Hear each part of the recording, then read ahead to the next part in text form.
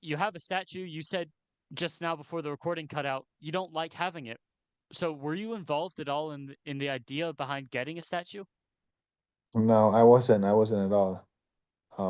It was made by like the people from our village, Yeah. from Michina, Kachin State, and I don't like it.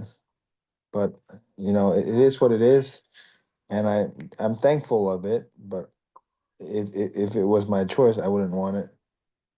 So if you could, you would knock it down then? I'm not gonna knock down what somebody put their love and their soul into it.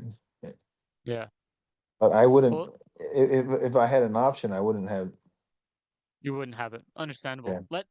Let's talk about your upcoming fight. It's a rematch from your fight that you had in September. Talk to me about, is there a change in the game plan that you initially had coming into a rematch now that you've been in there with the guy? Yeah, he's a lot stronger and a lot more like dynamic striker and wrestler than I expected.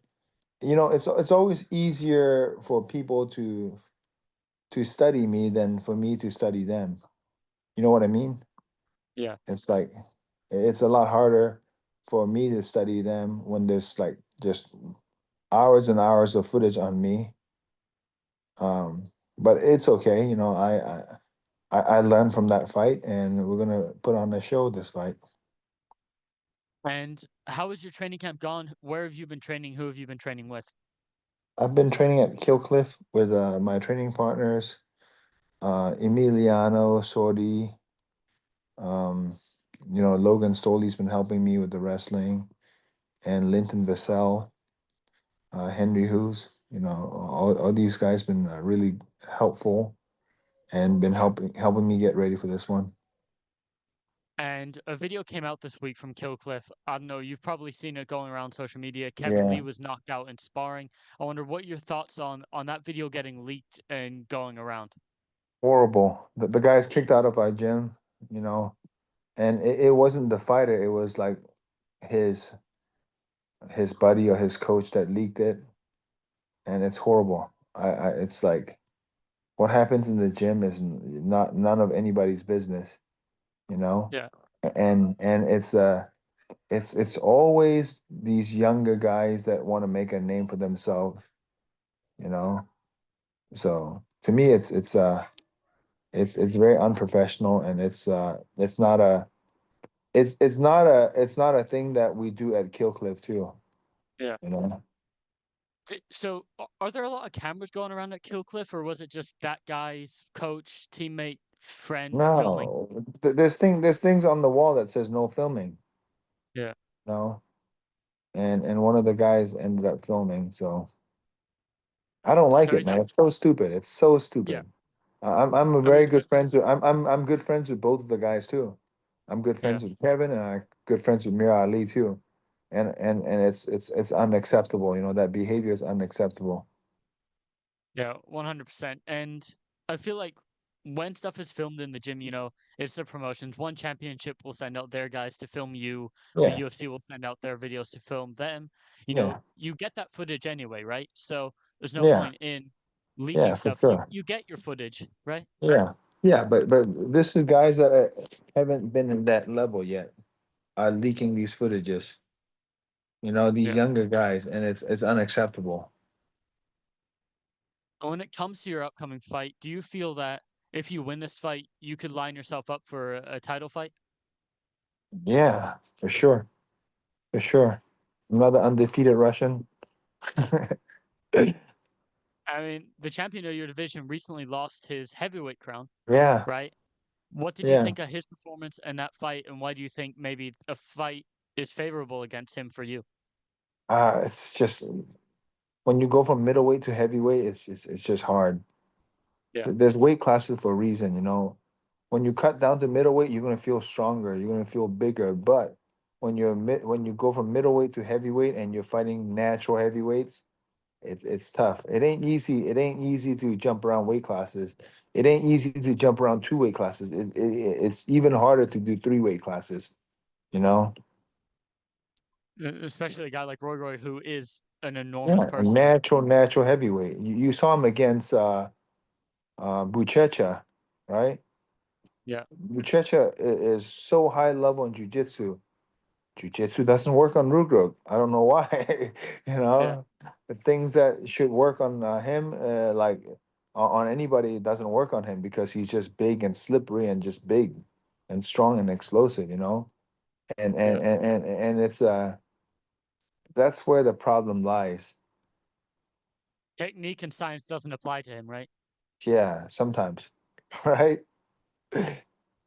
And when you look back, there's, you're getting close to 40. When you look back at your career, how do you look at it? So this is my 20th year of fighting. You know, and I got to do what I love. I got to do what I love, and I got to pursue it to the fullest of my ability. And I'm very grateful for it, you know, and I'm very thankful for all my fans, all my support that's been there for me. Um, let's make this run good, this last run good, and we move on. You know, I have no regrets whatsoever, and I'm still, you know, really like I still believe there's a lot of fight left in me, and I got to do what I love. So if it inspires anybody, it's pursue what you love. You know, like I'm not the most talented guy, I'm not the most skilled guy, but I pursued it to my fullest ability, and if I can do it, you know, anybody else can do it too. I mean, winning two belts in two different weight classes, that's a huge achievement. Talk to me about that. How was the feeling of not only winning one belt, but then putting that second one over your shoulder? Yeah, I mean, it's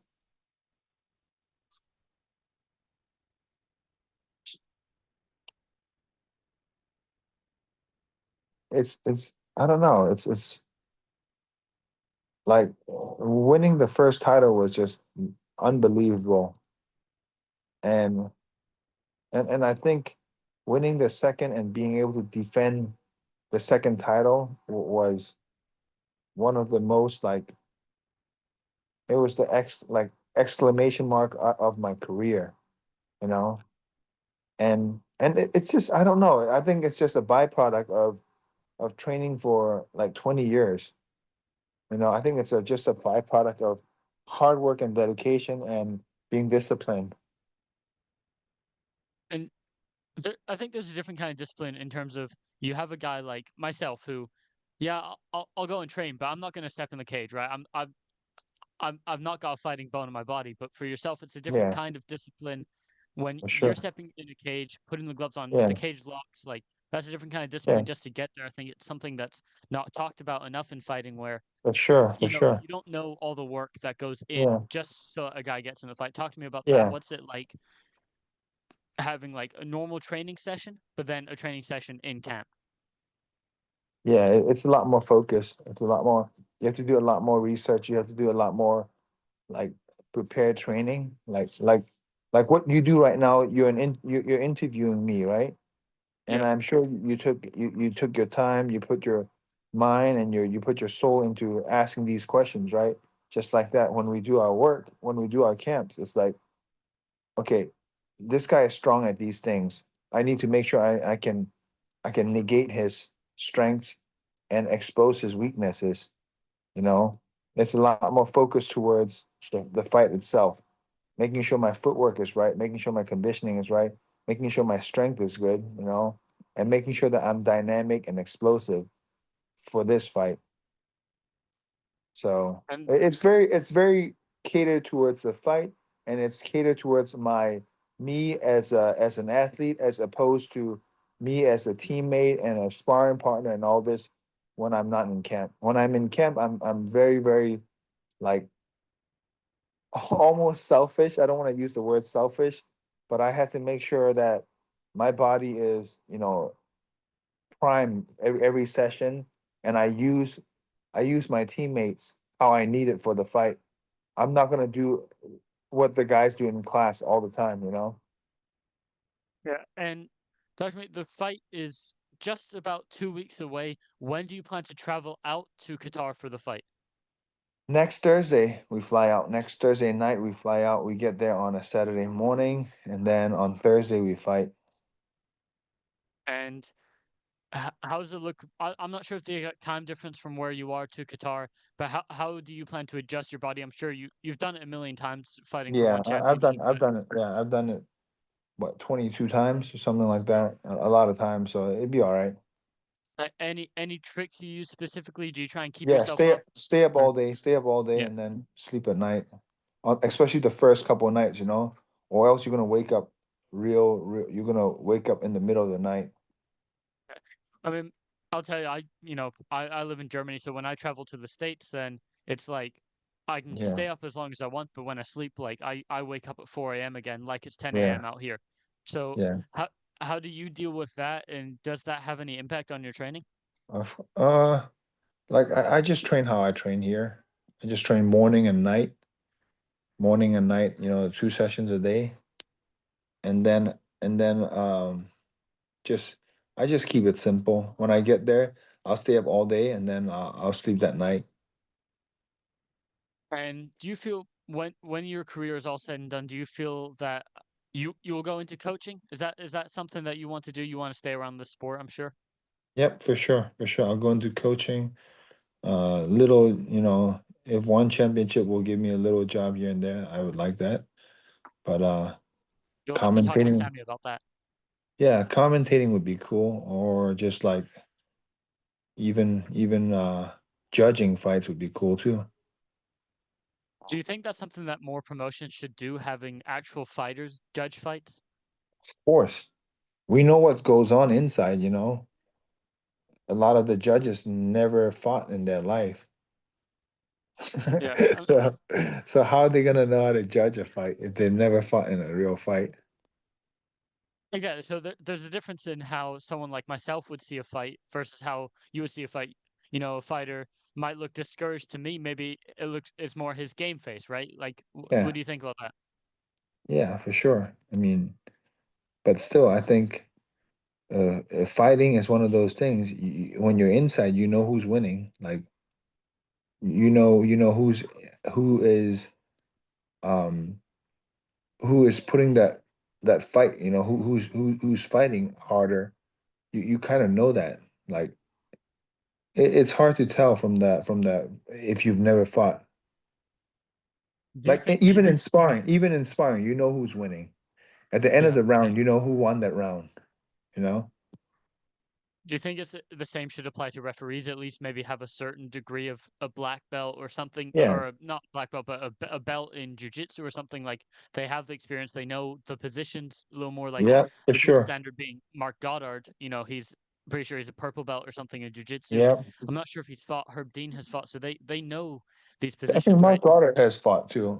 Mark has fought. Herb Dean has fought. Yeah.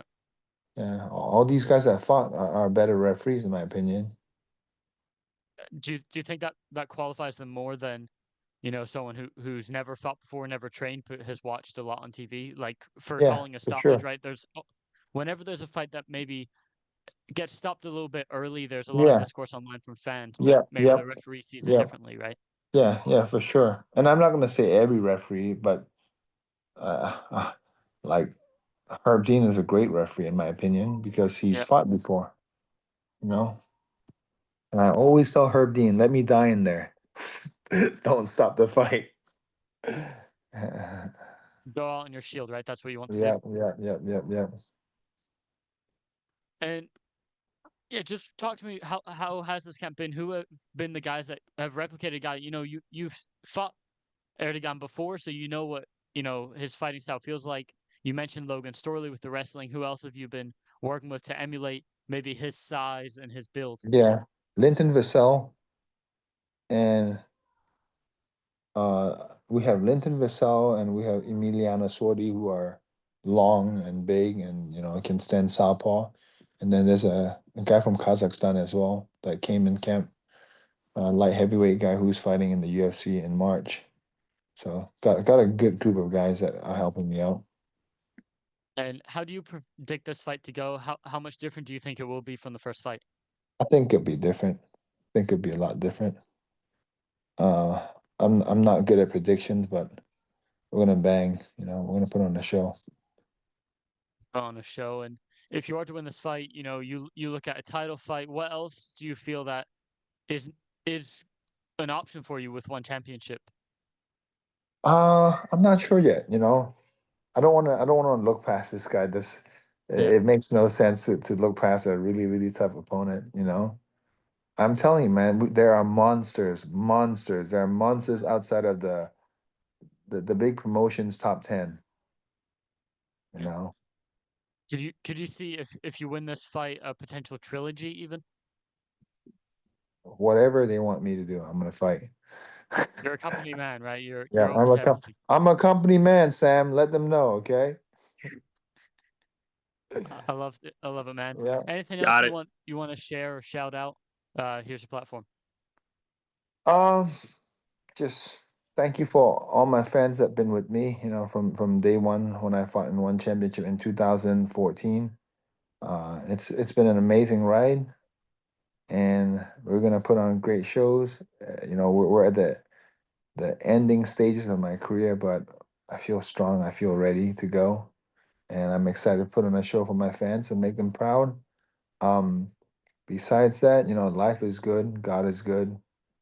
Um, just not like everything on earth will pass.